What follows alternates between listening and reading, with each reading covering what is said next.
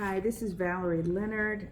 I am the founder of nonprofit Utopia. We are here today with our R3 capacity building and beyond program.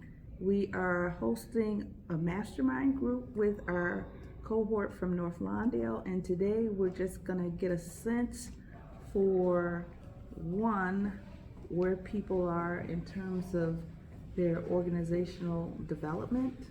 We have not necessarily filmed the organizational assessment part. We believe that information is proprietary, but we did want to come and share with you where people are in terms of their program concepts. This is helpful for all of us because it helps us to keep on track.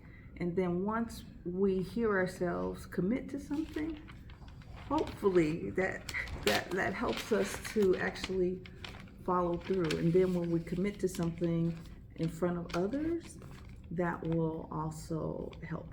So today we've got Pablo Mendoza. He's on the hot seat.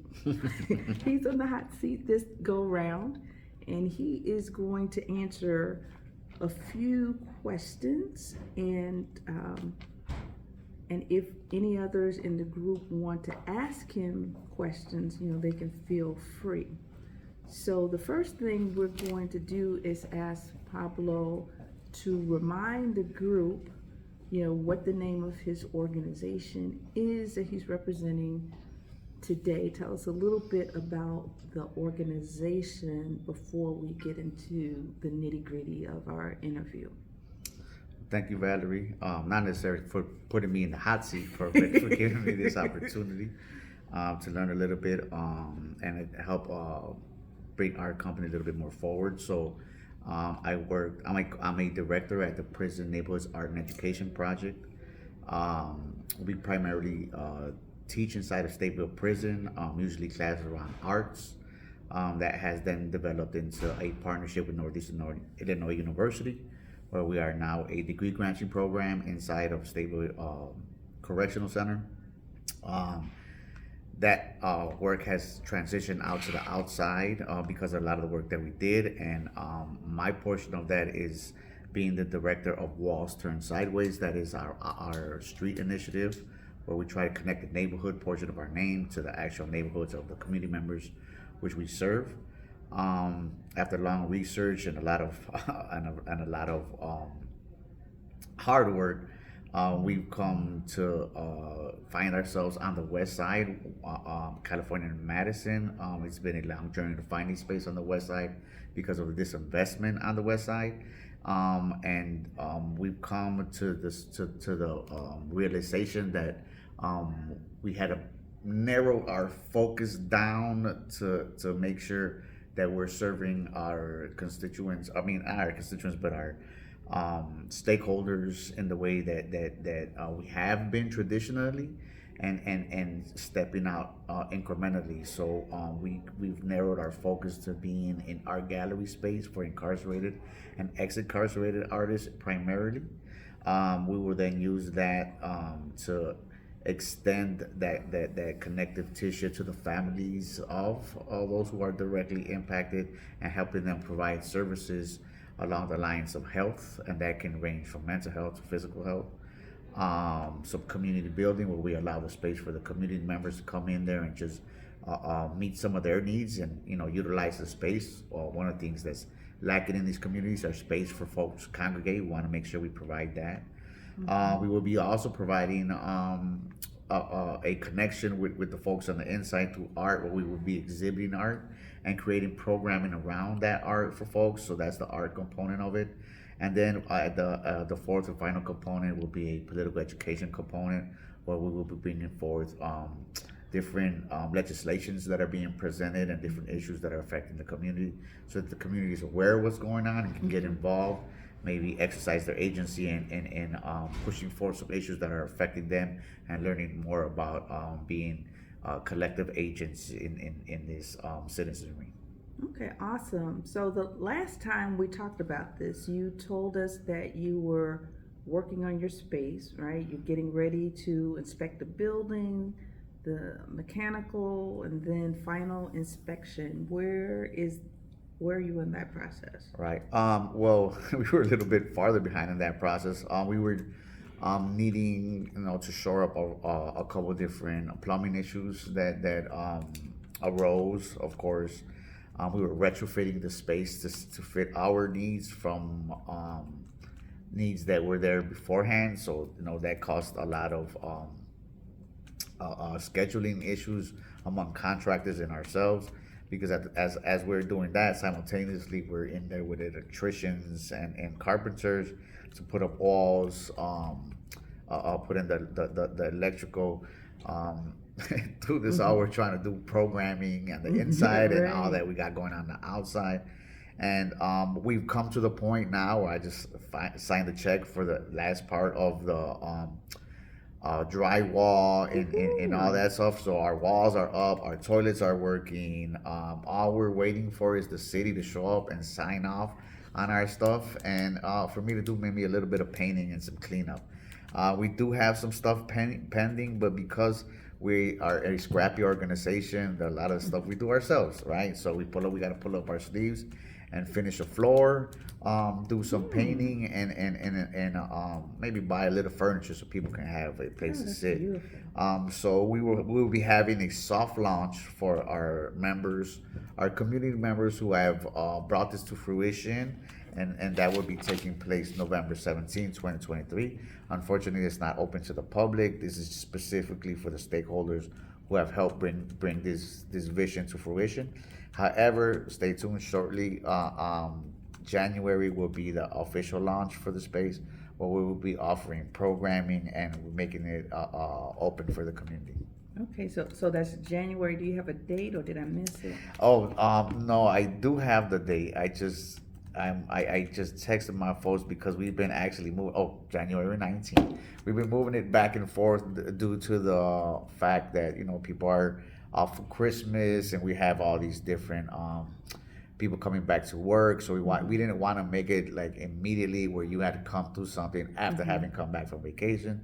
So after further thought, we landed on January 19th for our hard open, so that people can come in, get situated, and then come see the space.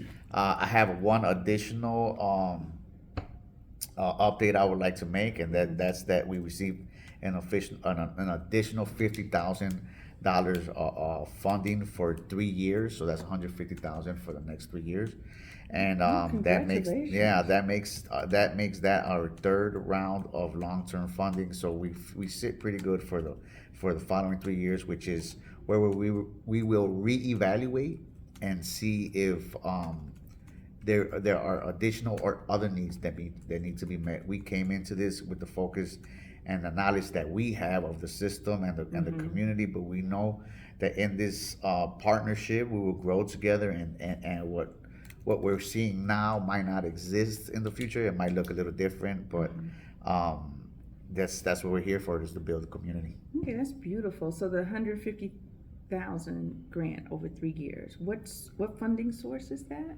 Oh, I cannot say off the top of my head because Okay. yeah, we have Okay. I'm working on finance and everything Okay. else. I can't, not for not wanting to say, but not because I do not have the memory for that right now. Okay. Well, yeah, that's great.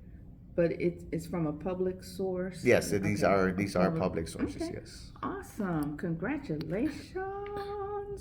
And that's a violence prevention type of grant, or capacity building grant, or These are capacity building grants. We don't work directly in violence preventions. Okay. So we work mostly around art, got it. but we do reentry, and a lot of what we're focusing on is in the healing portion. We believe all of this is holistic, and economic development is something that we're looking to be focused on as well. Got it. All right, you can't be healthy without having the money to go buy some healthy food or to go buy some medication. So we want to make sure that we're trying to address a little bit of everything. But like I said, these are incremental step outs. But we will first be focusing on our art gallery space, and then slowly building that momentum to fill the needs of the community, and not the ones that we perceive are needed. Okay. So, one of the things you talked about before was needing to understand community needs. So, that suggests to me that you'll probably be working on a community needs assessment. Is that true? That is true. Yes.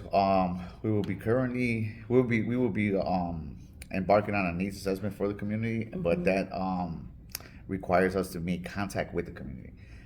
So part of the next portion of the build out is making that contact.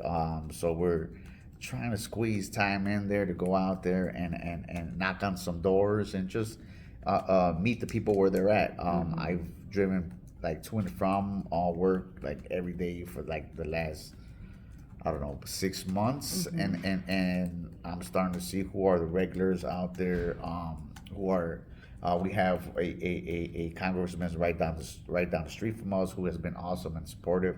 So I Awesome. want to make sure that we meet all levels of community members, right? Mm-hmm. Those influential political members, those that are paying like tax paying members, and then Mm-hmm. also those that are out there struggling Yeah. and maybe currently find themselves in a tough position. Okay, so I can help you structure that if that's okay, if that's something you would like to That do. is more than okay. Okay, all right. So I can help you structure that, and it's good that you want to talk to a broad base of stakeholders. All too often when we do this work, we might focus on one type of person. It might be just the people who are receiving services, or it might be just the people who are giving the service. But it seems to me like you're looking at everybody who is impacted, whether they've had some direct experience um, with law enforcement or not. Right. So that's awesome. Right. So I think a lot of this is shaped by like my background. I'm a Hmm. researcher. Okay, Some of great, the research I'm involved in is excellent. participatory. So Oh, participatory excellent. action research is actually some of the backbone of what's going on around here. We want to make sure that we're going in the community, make sure the community is part of all this evaluation process, part of giving them the information, Got it. part of the building.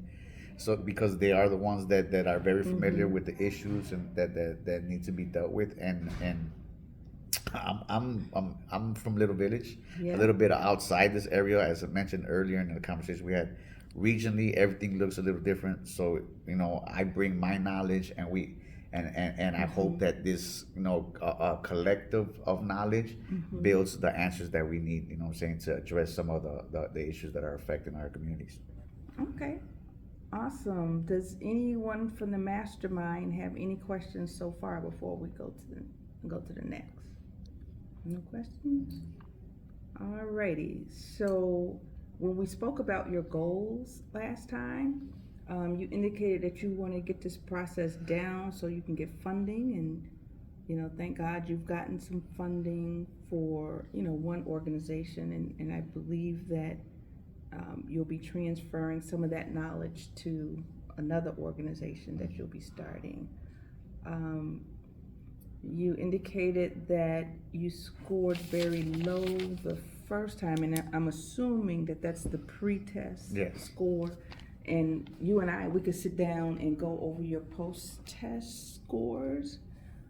Um, from what I've seen, and I did not study individual scores, but as a group, um, this cohort has more than doubled their knowledge based on pre and post test scores. So I need to calculate those and then give you your individual score versus the cohort.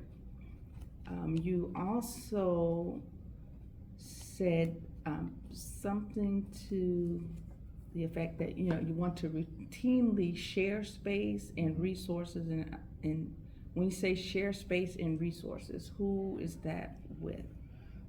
Well, that's what kind of you were mentioning. I would be sharing this, what I'm saying, with my organization currently, and then the one I look to bring up. Mm-hmm. But in my organization and the one I look to bring up, there are partnerships, Gotcha. and these partnerships are deep.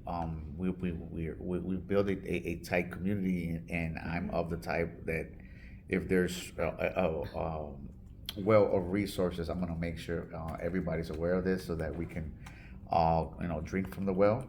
R3 is new.